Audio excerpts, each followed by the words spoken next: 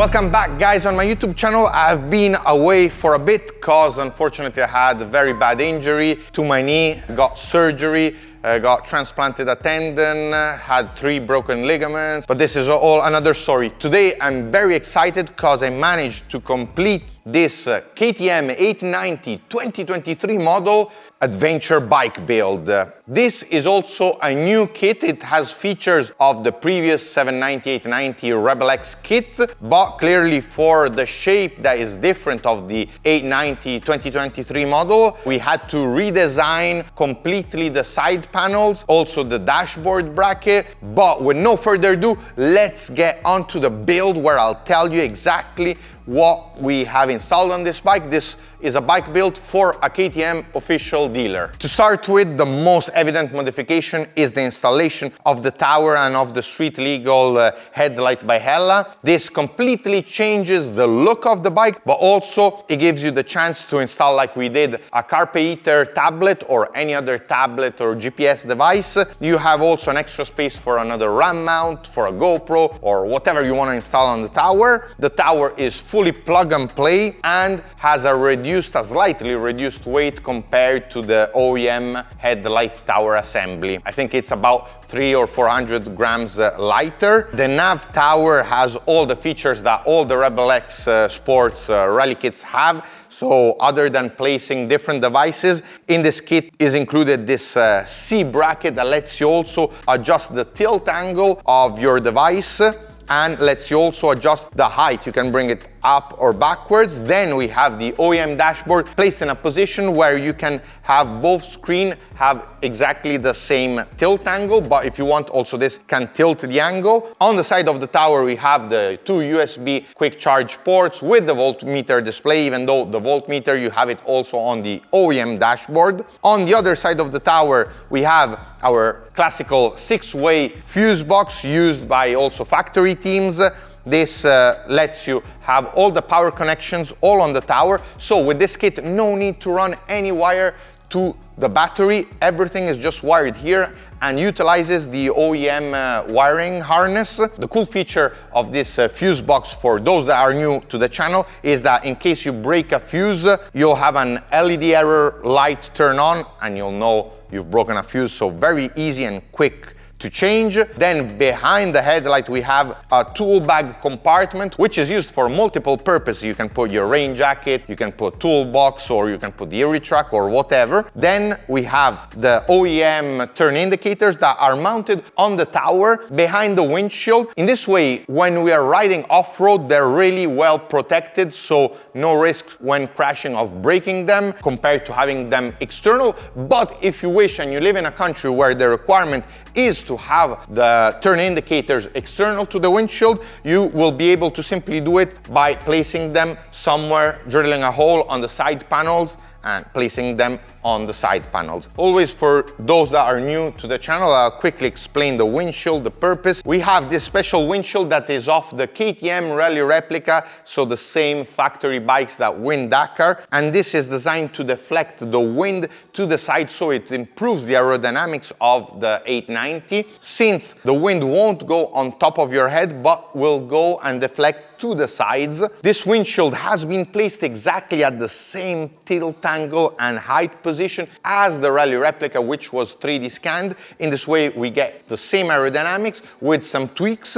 The headlight is fully sealed. You have a stone guard so you don't get internal reflection, since the headlight has a headlight mask, a seal so that you don't get dust and shit inside, and a stone guard. In case you break the stone guard, you can replace only the stone guard. Inside we have 2 LED modules, street legal and a position light. These lights can be also replaced with another option with the Baja design lights, but then your bike won't be fully street legal anymore. Most modifications we make, we put the high beam with the Hella light for having a really good lighting option in the dark on the trails. Then these new design side panels have 2 air vents underneath to convey the air in order to have the front end really stable. So these improve the stability of the front end at high speeds. Also, another very interesting modification has been made possible with the side panels to solve one small issue that we've seen many riders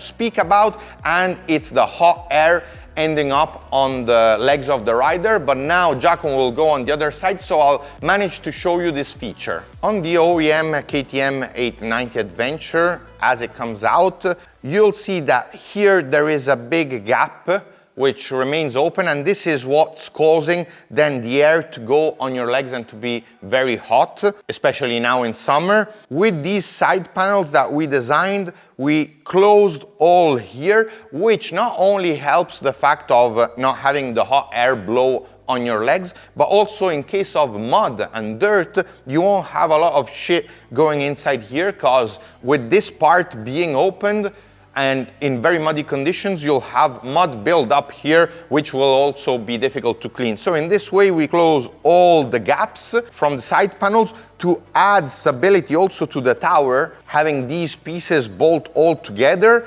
These are 5 pieces, the side panels. Also with the kit is provided this sort of gasket, this seal, so that you will avoid, in case of crash, of damaging or scratching your tank, thanks to this thick rubber seal. From this side you can also see the carpet heater tablet, which is commanded by the handlebar Bluetooth controller. This is the new Adventure controller. You have 3 buttons plus a toggle switch to move around in the menus, on the maps, zoom in, zoom out. Very, very useful, because compared to normal GPS, we won't need to remove our hand from the handlebar. Now from the side, you can see the really cool sticker kit design we made. This sticker kit will be available, but clearly without the KTM logos. This particular build has the KTM logos because this build was for an official KTM dealer shop, but the design will remain the same and you'll be able to put either your number or other logos. I really like this design that we developed because we got inspired from the colors of the 1290 Super Adventure bike, so it has the same blue and tonality. It's all made in matte finish, so looks awesome, especially in photos and in videos, because you don't have any reflections and you can really see all the details of the bike. Furthermore, it adds protection because we use a special material for the digital print, 160 micron of vinyl on which we print. On top of that, we have a 400 micron lamination. It's the matte lamination, so really thick material, but at the same time, thanks to the air release that this special material we use has, it's pretty easy to install, and as you can see, it makes no bubbles or nothing. But other than this, we have, as always, the Selle dalla Valle seat cover with the camel humps. So with the memory foam under here, makes it more comfortable. The special quick dry leather to make clearly the long rides comfortable, and on the side the carbon look, which gives it a race look. But under here is something very special. On this bike build, we also wanted to improve the performance and torque of the bike. To do so, we installed the Rottweiler Airbox with the foam air filter. This, other than giving added power to the bike, it also makes it much easier to clean the air filter, and having a foam air filter, it will be much better if you ride, through riverbeds, water, and to check, on the dust, everything. With this long bolt, you can remove the air filter by simply turning anti-clockwise and you'll be able to change it. Also, spare air filters are available through Rebel, so you'll be able, to buy 2 or 3 filters, so when you go at a rally or at an event, you won't have to wash it and clean it. You prepare like 2 or 3 air filters, just change it at night, and you'll have always the bike nice and fresh. This airbox is fully made in plastic. It comes also in carbon, and it comes also in black plastic. The reason why we chose the orange version is because we believe that on the orange version you can see much better the dirt. So when removing the air filter and we want to clean the whole airbox, it will be much more evident where the dust and dirt is. Together with the airbox modification, you can also install a power commander with a special ECU map from Dynojet, but mapped from Rottweiler because they did extensive tests because they have the dyno, and with the special ECU commander, it makes a huge difference. The bike really increases the power a lot, but even just with the Airbox, you'll feel the difference. With the Airbox, we also put in combination this street legal Spark rally exhaust. This is not a decat system, it's only the exhaust, but already it helps a lot because it reduces the weight, makes a much nicer sound, but also provides a bit more torque, and I believe the looks really gain on it because the rally look with this muffler that has these extensions like the old 690 Rally back in the days, and with this black finish, I think looks really good. It comes also with titanium look, so like here the muffler the same color, which I had on my personal 890, but yeah, it flows really nice with the whole bike, and with these two modifications and the power commander, it's another bike to ride. Moving towards the end of the bike, we see the Perun Moto small luggage rack. The reason why I personally choose almost always the Perun products is that there are so many luggage racks on the market, but there is one particular difference that the Perun has that many others don't have,